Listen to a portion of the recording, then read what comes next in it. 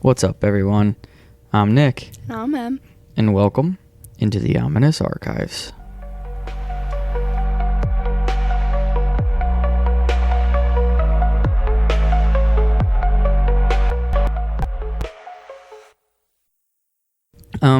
Before tonight's episode, I want to give a trigger warning because this is definitely could be triggering.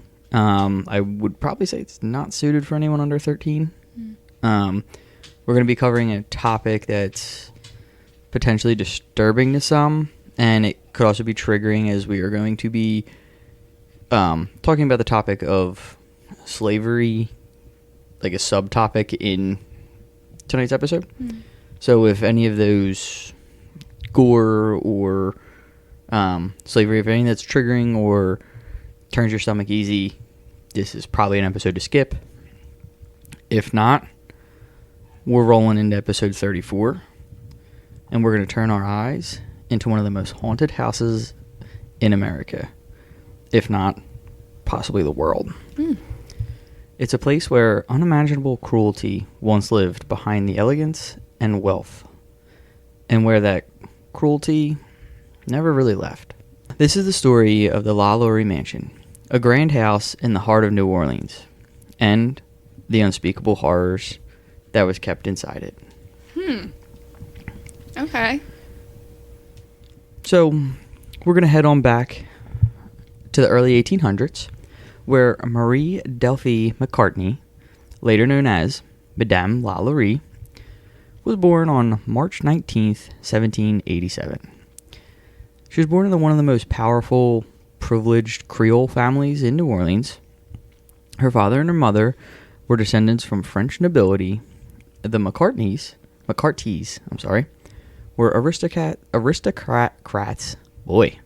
slaveholders, and elites, such as military officers, planters, and merchants, with ties deep into both politics and property.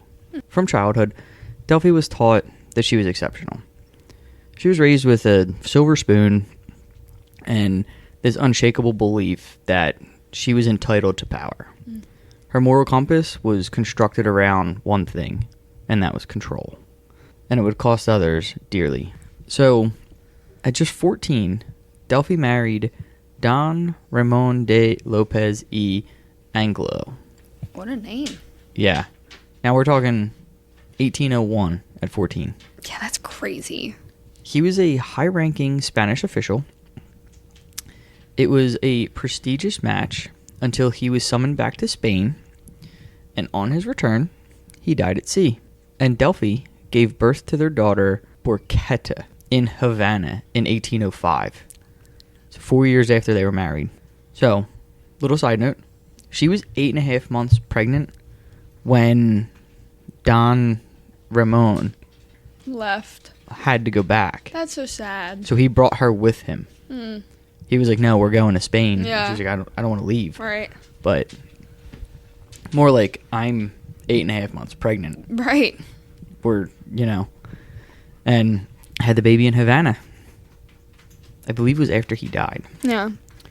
So, widowed and wealthy, Delphi remarried in 1807 to Jean Blanquet. He was a successful merchant, banker, lawyer, and politician. He was also a slave trader and an alleged smuggler, with ties to the pirate brothers Jean and Pierre Lafayette. They together had 4 more children, but when Blanquet died in 1815, he left behind a mountain of debt. Something like $2 million in today's money. Dang. But Delphi, ever calculating, took control, as she did, and she managed to settle his estate, maintain her land, and keep the enslaved people she had inherited from her parents. That control only grew when she met Dr. Louis LaLaurie, a French-born physician, 16 years her junior. Now, they had a child out of wedlock, and they married in 1828. Obviously, for that time, having a child out of wedlock.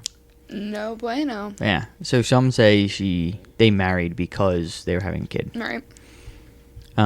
It was not a happy union. Their marriage quickly turned cold, and the two lived largely apart. Now, in 1831, Madame LaLaurie, now a widow, twice over, and deeply independent, purchased a grand lot at 1140 Royal Street.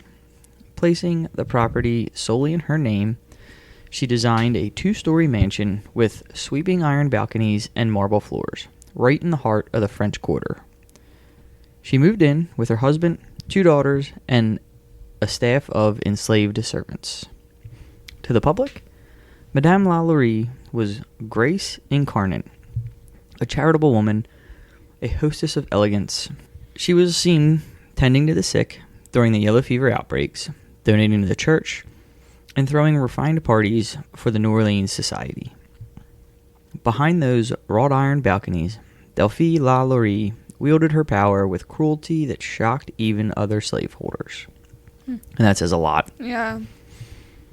In Louisiana at the time, laws technically required slave owners to provide food, shelter, and clothing. Which is crazy that it was wild to think that the laws only required food, shelter, and clothing. Yeah. Like, I know times were way, way different back then, but just to think that that's all they needed. There's nothing on, like, anything else. Yeah. And to top it off, like, they barely enforced those laws. Shocker. So, enslaved people were beaten, maimed, and even killed without consequence. Yet, even in the monstrous environment, Delphine's behavior stood out. Whispers began to circulate, rumors of starvation, mysterious disappearances, and bruised and battered slaves suddenly vanishing from public view. Neighbors began to suspect, but wealth bought silence. Which is so crazy. Mm-hmm. It still does. Literally. While slavery was legal, brutal, and common in Louisiana during the early 19th century, LaLaurie's treatment of the people she enslaved went beyond brutality and into a horror show. She was a demon disguised as a noblewoman. Madame Delphine LaLaurie's cruelty ran so deep that when her own daughters, children raised inside that house, tried to show some small kindness, they would regret it. They would try to sneak food to enslaved people, offer water and words of comfort, and for that, their mother would beat them. And then came a young 12-year-old slave girl. While she was brushing Madame's hair, she tugged on a knot too hard. LaLaurie, consumed by rage, chased the girl through the mansion. As seen by one neighbor, she raced up the stairs and out onto the balcony, whip in hand. And then the girl fell. Or jumped. Witnesses claimed that she chose the fall over whatever punishment LaLaurie had planned. Which is literally so terrible that she would rather just take the fall. Mm-hmm. Like, that's how you know it was that bad. Yeah. Her name is lost to time. Her body was hidden, quietly buried. And of course, no charges. But the mask had officially begun to slip. New enslaved people arrived constantly at the mansion, while others simply disappeared. When the police investigated after the girl's death, they found the body and issued a fine. Madame LaLaurie was ordered to relinquish her slaves. She complied, or found a loophole. Which is crazy that, like, she literally basically killed a girl. And they were like, a fine. Slap on the wrist. A fine will do. Mm-hmm. What? Like, Yep. So in reality, she orchestrated a deception. of course she did. Using her wealth and family ties to secretly funnel the enslaved people back into her home through friends and relatives, no justice was actually served. She literally just sold the slaves to her family. Right, and then just just took bought them back. Right. Mm-hmm. That is until the morning of April 10th, 1834. The fire started in the kitchen, smoke pouring into the early morning sky. Firemen rushed to help. But when they reached the upper floors, the LaLauries tried to stop them from entering. In fact, LaLaurie was more concerned with rescuing her furniture and other belongings from the flames than anything else. The rescuers ignored them, and they forced open the attic door. When they broke inside, they discovered the cook, a 70-year-old woman, chained to the stove, and she confessed that she had set the blaze, not to escape, but to end her life. Oh my gosh. She said she would have rather died than faced another day in that house.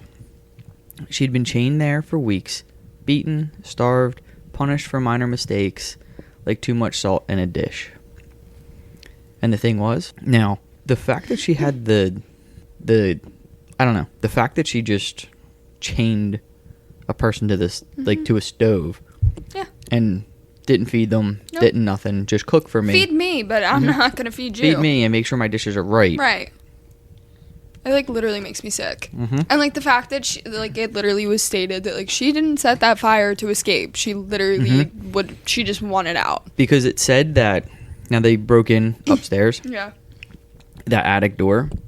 Because it said that once a slave went to the attic, they never were seen again. Yeah. So, fucking terrible. She would rather have set the blaze herself. Right. And kill herself than possibly go to the attic. So, in the attic, a contemporary newspaper, The Bee, described the condition of the other slaves that were found as more or less horribly mutilated, suspended by the neck, with limbs apparently stretched and torn from one extremity to the other. Sick. Reports go on to describe what they found inside that house was a chamber of horrors. 7 enslaved men and women were chained to the walls, starved, mutilated, and disfigured. Some accounts say one woman had her stomach slit open and her entrails wrapped around her waist. Sorry, I read that sentence before you said it. That, like, really, that really shook me a little bit. Bodies mutilated beyond recognition, with eyes gouged out. Oh my gosh. One man had his limbs stretched and reset to resemble a human crab. Another slave was said to have a hole drilled into his head with a wooden spoon sticking out. It appeared to be an attempt to stir his brains. Another woman had her mouth sewn shut, stuffed with animal excrement. Oh? Like... I gave you the warning before we started. Yeah, that's... Wow. Now, some other ones I heard were, along with the person with the spoon, there was another person who had the same hole, but maggots were coming out of it. Oh my god, Nick. There were collars with spikes on them that wouldn't allow you to put your head down. Because if you put your head down, you'd impale yourself with the spike. Like... There's some said that she would take a person's tongue, pull it out, sew their mouth shut, and then sew their tongue to their chin. Yep. It was vicious. Evil. She's evil. Evil. Like, literally evil. Yes. Other versions of the discovery are less graphic, but all agree what lay behind that attic door was evil. A cruelty far beyond even the barbarism accepted by the norms of slaveholding society. The French consul, Armand Salard, later submitted an account to the French Minister of Foreign Affairs. Salard told of his visit to see the sufferers and described their dislocated heads, legs torn by the chains, and bodies streaked with blood from the head to the foot from whiplashes and sharp instruments. Yeah. Like, this is, like, a lot. Like, it's like literally making me sick. They said when they broke into the room to get them out that the people were actually gagging and throwing up because of the smell, not because of, like, the smoke or the fire or anything. And to make it a little worse, after they got them out, they were said to still hear screams and like sounds of scratching and stuff like that coming from the basement. Perfect. But they weren't sure if that was just like Yeah. other stuff that they were just hearing or whatnot. But British social theorist Harriet Martineau visited New Orleans just years later. She interviewed locals, recorded testimonials, and wrote that some of the enslaved wore iron collars lined with inward-facing spikes to keep them from sleeping or turning their heads. There was no question about what evil had been done in that mansion. Literally none at all. But on April 10th, 1834, while the fire was brought under control, a furious mob had gathered. As the news of the atrocities spread and no arrest warrant was issued, the crowd grew violent. They demanded justice. Period. Then, they demanded vengeance. The newspaper reported that she had successfully escaped from the hands of justice. So the crowd being just so blown away by the fact that there was no justice, they ended up just attacking and going after the house. They smashed furniture, china, crystal, works of art, wrecked floors, stairs, broke windows, dismantled the iron balconies, and continued their assault on the roof and walls until nearly the whole of the edifice had been pulled down. It's literally not enough. Like, I don't care. Not enough. But it doesn't matter because LaLaurie was already gone. Perfect. A carriage burst through the gates, her horses thundering toward a nearby lake. There, she boarded a schooner with her family and fled first to Mobile, then to New York, and then finally to France. She would never return to face judgment. You want to know who was driving that carriage? One of her slaves. Are you kidding me? Nope. And I literally it was hate said this woman. Like, it was said that this slave particularly was loyal to her. well, He just yeah, didn't. because it gets to a point where it's like Stockholm syndrome. But like, he apparently was always well dressed, well fed. yeah. Oh, it's literally terrible. It's so manipulative. Also, like, all right, I'll treat you better than I treat everybody else, but you have to be like extremely loyal to me. Yeah, well, he was her carriage driver, so Yeah. he was always seen in public. Right. Oh, I didn't even think about that. That's insane. Yep. And with the whole fleeting to like Mobile, Alabama, Alabama. to Alabama, and then to New York, she had to keep fleeing because word just kept spreading. So she had to just keep moving. So she ended up having to leave the country to go to France. That's crazy. She made no effort to emancipate any of the enslaved people who had helped her escape, not even the carriage driver. So 19 people remain unaccounted for in the historical record. At the time when slave records were meticulously kept, their disappearance is chilling and likely speaks to the true toll of LaLaurie's brutality. Louis, deeply unhappy in the marriage and reportedly disgusted by the scandal, left for Havana and never returned. He died in Cuba in 1862. There is no way that he didn't know that she was doing that. Now, some people say he was the one doing it because remember he was a doctor. Yeah. I don't know You did. I don't remember if we touched it. He was think like you an did. early days chiropractor. Like, you were deeply unhappy in the marriage and reportedly disgusted by the scandal. The scandal that you lived in the house that was all that was happening with? Yep. Get out of here. Now, LaLaurie's adult children joined her in Paris, but her life there was far from peaceful. She lived in luxury, but had little money. Her son-in-law, Augustin de Lassus, mishandled her estate and failed to send her funds, Aw.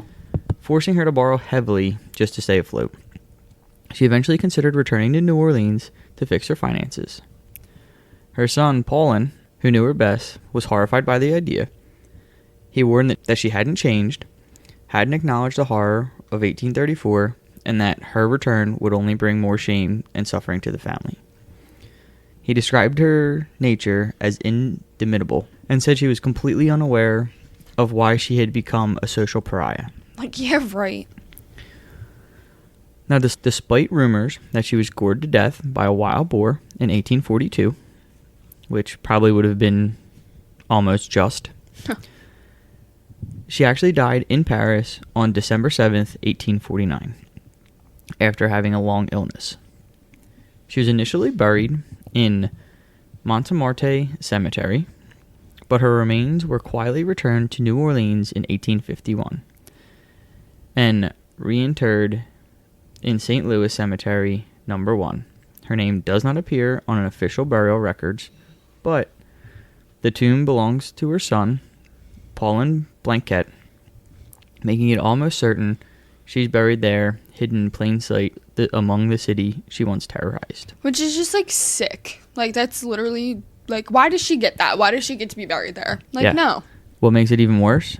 She died a free woman and unpunished. Yup. But her name, LaLaurie, would become synonymous with cruelty, horror, and the darkest corners of the human soul. Now, if you can handle it, Em, we can go into some of the ghosts that remain there. So, if you're ready, we'll get into some of the ghosts that have been seen there. After the fire, the original LaLaurie Mansion stood in scorched ruins. Though the home was eventually rebuilt into a 3-story structure, it never escaped its horrific legacy. The earth beneath it still holds centuries of pain, and some believe the spirits remain bound there, tormented and unwilling to rest. From the moment the smoke cleared, ghost stories began to swirl. Even in the 1850s, after refurbishment, neighbors whispered about cries echoing through the walls, and some claimed to see shadowy figures in the windows. The more gruesome stories are renditions told by Janine Delviguine's haunted house of the Rue Royal in 1946. Delviguine claimed to have come upon her information from old newspaper accounts, interviews, and neighborhood hearsay. Delviguine also declared that when the house was sold, workers went about rebuilding the house. They uncovered numerous human skeletons beneath the house in all sorts of positions, helter-skelter, barely covered with soil. Shreds of fabric still adhering to their bones. Some of the skulls had holes in them. Yeah, I fully believe it. Like, absolutely. Yep. As the decades passed, the house changed hands and purpose. In the 1870s, it was divided into apartments. Children reported hearing chains dragging across the floor, scratching beneath the floorboards, and the smell of burning flesh at night. Oh my gosh. Their parents brushed it off until one night, a dock worker encountered a towering black man wrapped in chains who vanished into a cold mist after being touched. In 1894, a tenant was brutally murdered in his apartment. His belongings were rifled through, but nothing was stolen. An interesting account regarding this murder deals with the police interviewing neighbors about his disappearance. Days before his death, he confided to a friend that spirits were tormenting him, one who claimed it wouldn't stop until he was dead. That's crazy. In the late 1800s, the house became a school for young African American girls. Students would appear with bruises and scratches, and when they were asked who hurt them, they all gave the same chilling reply: that woman. But these girls were young enough to probably not be aware of Madame LaLaurie and the devastating tragedy some decades earlier. Moreover, it was unlikely that the teachers themselves would tell 6, 7, or 8-year-olds about the starvation and immoral torture of slaves some decades before. Yeah. One must wonder if the young girls were playing pranks on each other, or if their claims that the Phantom Woman had scarred them were true. By 1945, the mansion became a bar called the Haunted Saloon. In the 1950s, it turned into a furniture store until the owner witnessed furniture move on its own, and then they shut it down. That's all it would take for me, too. I'd shut it down, too. Right? Furniture move? I don't know. In the 60s, it was abandoned and fell prey to vandals. Then in 1969, an artist named Zella Funnick lived there briefly. She encountered the spirits, but called them friendly. From 1970 to 2000, it was cut into 20 apartments. Tenants reported ghostly figures, including a man holding his own severed arm and others bound in chains. No. In 2009, actor Nicolas Cage purchased the home. Not long after, he lost the mansion to bankruptcy, and his career began to decline. Locals whispered of the curse of the LaLaurie Mansion. That's interesting. I didn't know that. Mm-hmm. Today, the home is privately owned, but its legend lives on. According to Danielle E. Moeller, Chief Growth Officer at Ghost City Tours, the mansion receives around 400,000 visitors annually through ghost tours. It remains one of the most visited and most haunted places in all of New Orleans. Which is saying a lot, because there's a lot of activity over there. There's a ton of activity. Some of the most chilling supernatural encounters include phantom slaves. The most persistent spirits are those of the enslaved. Visitors often hear chains dragging and disembodied cries of pain. Tenant once claimed he was choked by invisible hands in his sleep. Others report shadowy figures flickering in mirrors, vanishing before their eyes. This is like such a like sad and upsetting place to have ghosts, because it's like the saddest of ghosts. Like, they were just so mistreated. Like, it's just so upsetting. At night, muffled screams are heard from the upper floors, sometimes human, sometimes not. The attic, where Delphine's torture chamber once stood, remains the coldest and most feared room in the mansion. Yeah. One tenant, an eccentric older man, died just days after moving in. He left behind $10,000 in gold, but his spirit never left the mansion. Witnesses say he still roams the upper halls, searching for his misplaced fortune. Heck yeah, I would be too. That's a lot in gold. Right? $10,000? Yeah. Yeah. And whoever found it? Yeah. Your lucky day. During the Ghost City tour, one guest quietly revealed she was a medium. She had picked up on several things throughout the night, but when they reached the LaLaurie Mansion, she froze. Such sadness, she whispered, then took a photo of the house. Pointing at a bricked-up window, she said, "That's not where the little girl fell." The guide was stunned, because she hadn't mentioned the story of the girl yet. The medium later said that she felt the spirit of a playful boy and a shy girl inside. But when she asked if Madame LaLaurie's presence remained, she simply replied, "No, she doesn't come here anymore." Which is interesting, because some say that Madame LaLaurie is in the attic. Yeah? Yeah. See, I don't know. If I was her, I wouldn't want to be where all the friggin' ghosts and spirits of the people that I brutally mistreated are. Well, some of the stuff that I was like, when I was like just touching up on some of this, some of them were saying that like she's the reason why a lot of these other people are tied there still. Yeah.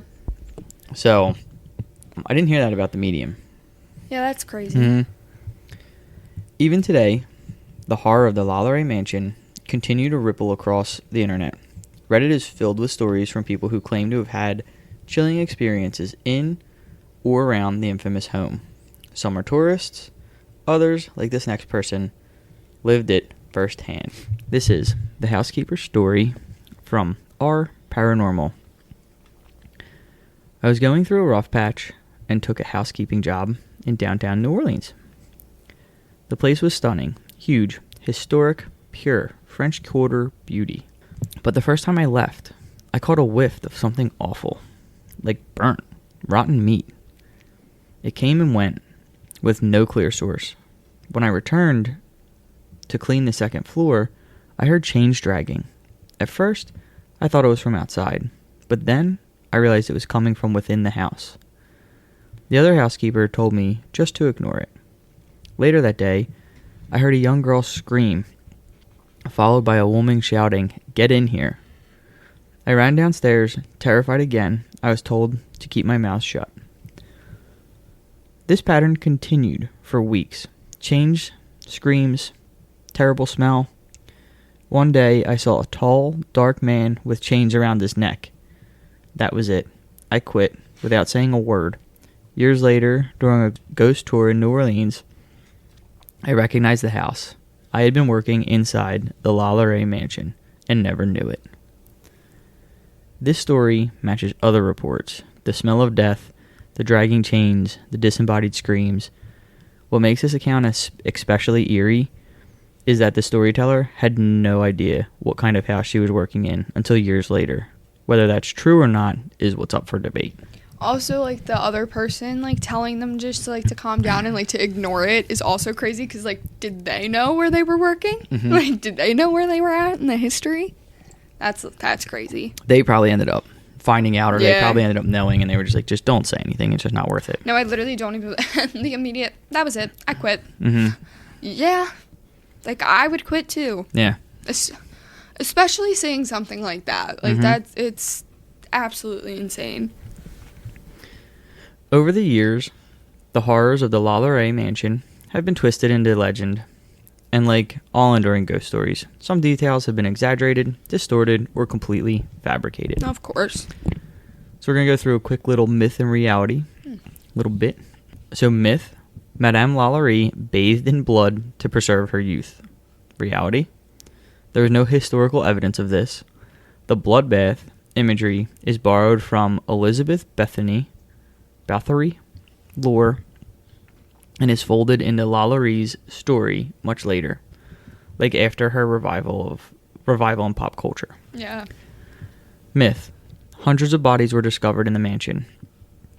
Reality, contemporary reports speak of 7 tortured, enslaved people found in the attic, some mutilated, others barely alive. No credible records confirm mass graves or hundreds of remains. These larger numbers are rooted more in ghost tours than in verified history. Yeah. They want to play it up, like, especially. Myth, every gruesome detail is historically accurate. Reality, much of what we know, air bunnies, about LaLaurie comes from Janine Delvigne's 1946 book, The Haunted House of the Rue Royale, which combine rumors, interviews, and folklore.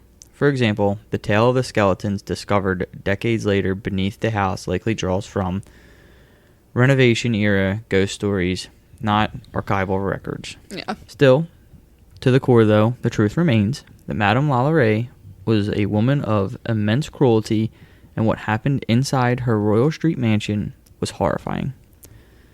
But even horror has history. And sometimes that history becomes even darker when fiction blurs the edges. Yeah. Here you go. Yeah. This is why I know this person. Mm-hmm. So in 2013, for all of you who watch AHS or American Horror Story, Coven reintroduced Madame Delphine LaLaurie to the global audience. Played by Kathy Bates. I love Kathy Bates. LaLaurie was portrayed as a blood-obsessed socialite who tortured slaves to preserve her youth.